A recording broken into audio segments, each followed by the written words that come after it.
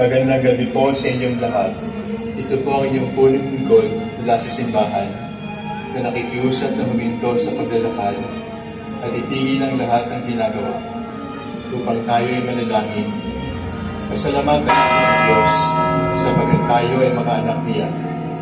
Idalangin natin ang Pangasinan, ang mahal nating lalawigan, at ang buong Pilipinas, ang perlas ng silangan. In the name of the Father, and of the Son, and of the Holy Spirit. Amen. The angel of the Lord declared unto Mary, And she conceived among all spirits. Hail Mary, full of grace, the Lord is with thee. Blessed art thou among women, and blessed is the fruit of your womb, Jesus. Holy Mary, Mother of God, pray for us sinners, now and the hour of our death. Amen. Behold the handmaid of the Lord. Be done unto me according to your word. Hail Mary, full of grace, the Lord is with thee. Blessed art thou among women, and blessed is the fruit of thy womb, Jesus.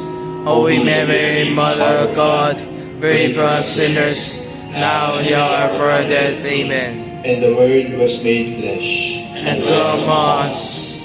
Hail Mary, full of grace, the Lord is with thee. Blessed art thou among women, and blessed is the fruit of thy womb, Jesus. Holy Mary, Mother of God, pray for us sinners, now and the hour of our death. Amen. Pray for us, O Holy Mother of God. That we may be worthy of the promises of Christ. Let us pray.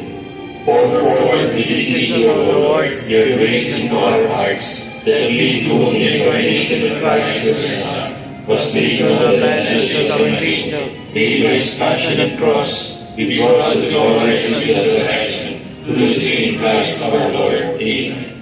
Glory be to the Father, and to the Son, and to the Holy Spirit. As it was in the beginning, is now, and will be forever. Amen. The Lord be with